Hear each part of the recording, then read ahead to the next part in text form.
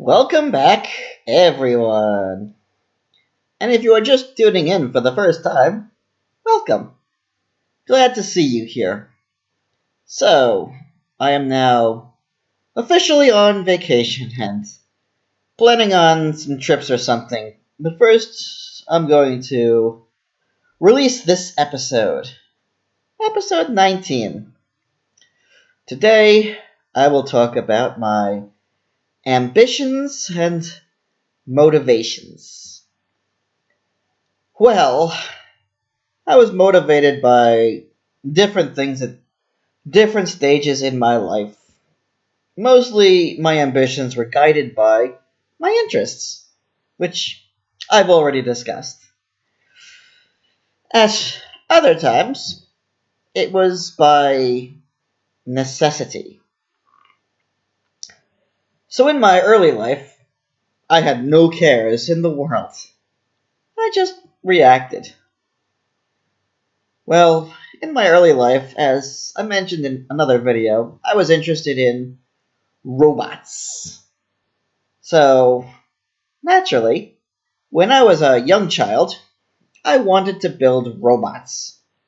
But not just any robots. Sentient robots. Like the ones I saw on the TV. Adorable, I know.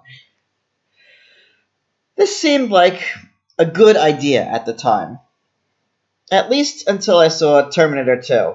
And yes, I saw Terminator 2 before I saw Terminator 1. Then, creating sentient robots no longer seemed like a good idea. So, by that point, I basically gave up on any kind of engineering. Concurrently, I wanted to build a device that could communicate with aliens and thus be able to contact my homeworld so that they could pick me up. So, yeah, I wanted to run the SETI project. I would pull apart old radios, telephones, and computers and reconnect them to send a radio signal into space. Not surprisingly, my 8-year-old self never got the device to work quite as it was intended. So I gave up on that project as well. But by that time, another endeavor began, guided by my interest in dinosaurs.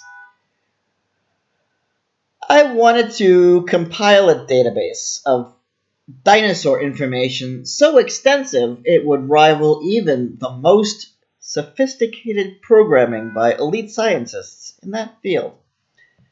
Well, at some point in every child's life, they are asked the question, what do you want to be when you grow up? I suppose I was asked this as well when I was 8 or 9.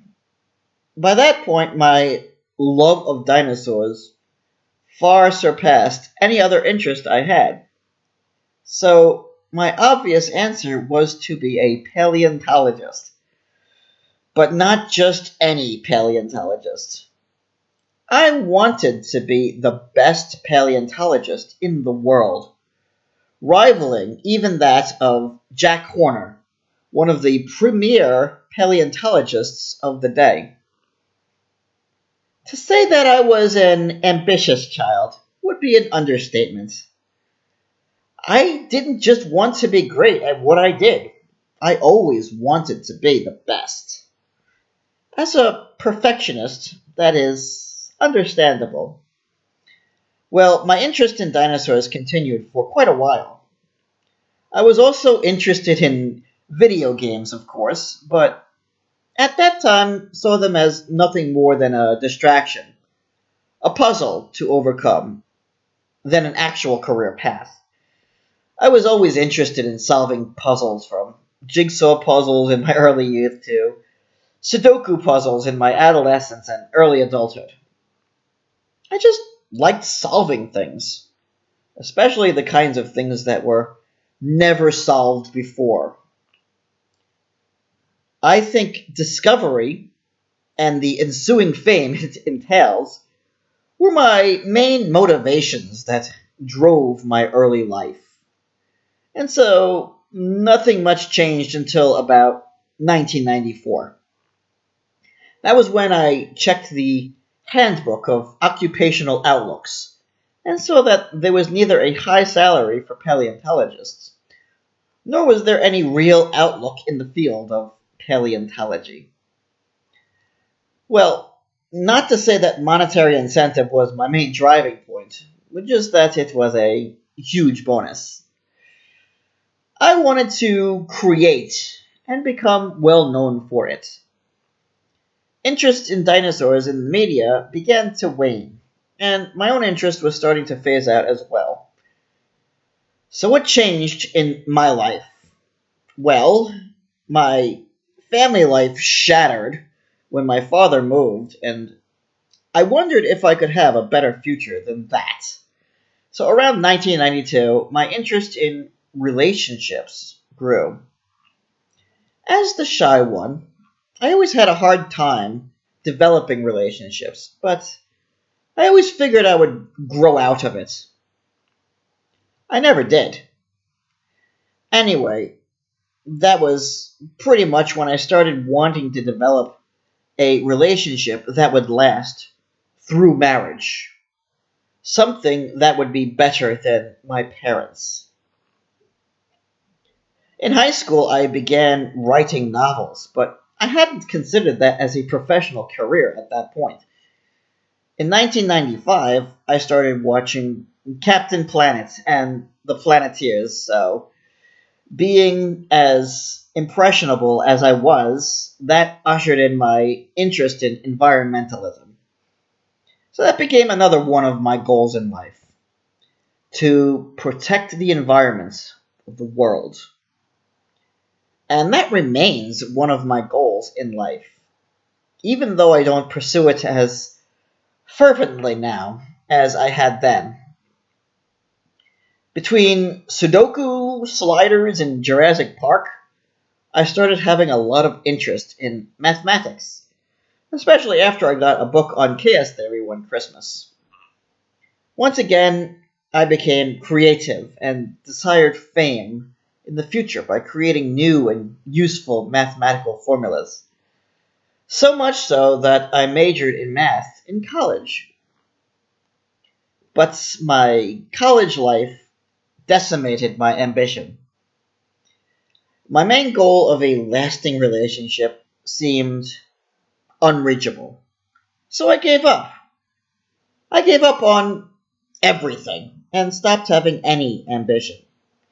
And this continued throughout my college life until Britney Spears led to my revival. But I never regained the dedication to mathematics I once had. I graduated with a degree in mathematics, but now that I was an adult, I had no career path. What does a mathematician even do? I still figured I could develop new formulas and algorithms as I did in high school, so I applied to various intelligence agencies in the hopes that I could support my country, including the CIA, FBI, and NSA. But, of course, I never got such positions. As my bills began to pile up, and without income, I just tried to find anything I could. So I settled on a job I didn't like doing, data entry work, which, while I continued to get into intelligence. Well, I was working 54 hours a week and had no time for anything else. Also, while I was in college, I started working on a fanfic for my favorite anime, Shoujo Kakumei Utena. It was just a diversion, but I discussed it with my online friends. One friend suggested I write a short story that later would become the basis of my Chronicles series. I should also point out that I wrote a similar story for my French class in high school. So at that point, I considered becoming a serious author. And that I still strive for. After I quit my first real job, I thought about getting into video game design. So I applied to Acclaim Entertainments, which went under 6 months later. So once again, I had no direction and went back to data entry in the hopes that I would be able to find something new. I never did. I worked in data entry for more than 10 years. In that time, I thought I would like to help people, so I supported those people I met on the internet. I should also point out that at that time, the United States was going through a severe financial crisis and even a recession. So that didn't work in my favor, and after America went under, I no longer had any money and suffered in debt for some time. For a while, I started doing video production work on the internet, particularly YouTube, where I wanted to do video production. When I met Natasha, I wanted to start a business with her. She had excellent design abilities, and I could write, so I thought we could start a greeting card company. Hallmark was making absolutely terrible greeting cards, so I thought I could do better. But without startup funds, it was doomed. And then eventually I also lost Natasha, so that didn't work out in my favor. So I met some people who suggested I teach English. Well, of course, I wanted to help people, and children were a suitable target. Because I wouldn't have a serious relationship, this was the only way I could connect with children and make them my own. Well, that seems a bit strange, but you gotta understand, I really do enjoy the company of children. Then I moved to China to teach English to children. But it didn't work out in my favor, as I never considered teaching as a viable career option until then. I didn't have the social skills necessary to teach children.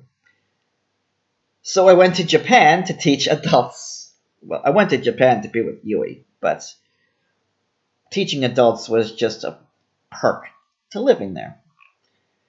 But I still lacked necessary skills, and my funds were running dry, so I had to leave.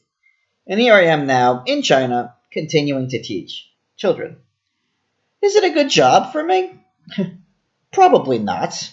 Well, this was kind of all over the place, but maybe it is insightful. What are my goals in life now? Well, I still want to get married and start a family, even though now that I have separated from Yui, that seems impossible. I would rather stay single than get into a relationship with less devotion than I have for Yui. So, my chance to raise a family is incredibly small, even though that was what I wanted pretty much my entire life. Well, I will continue to write novels in the hopes that I will be published. A challenging endeavor. I still hope to become a famous author, but I am a perfectionist and I know I will never consider my work complete. Not just a famous author, but the most famous author in the world. I'm still interested in video game design and hope I could go back to Japan to help those companies, be it Squaresoft, Mistwalker, or even Nintendo, build games loved by everyone. I'm also interested in doing edutainment games, like games that help to teach people, but are also incredibly fun. And so, I obviously am also interested in online video production, and of course, I want to continue promoting environmental protection and helping everyone I can to make their lives better. So, this is my ambition, but will it be possible to succeed? Only time will tell. I hope you liked this episode, and if so, give it a like, comment, share, and subscribe. I know it was all over the place, and I added a lot of additional commentary when I felt obliged to. So, comment, share, subscribe, and if you want and are able to, feel free to support me on my Patreon, link below. I'll be sure to give what I can to my supporters, even if that's only just a shout out in my videos. Well, that's all for now. Hope to see you again next time.